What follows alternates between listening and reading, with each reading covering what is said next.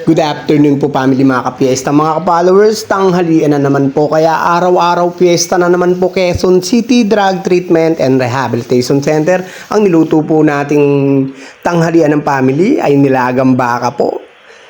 Kakaibang nilagang baka po to with patola, syempre para busog-lusog ang family at healthy.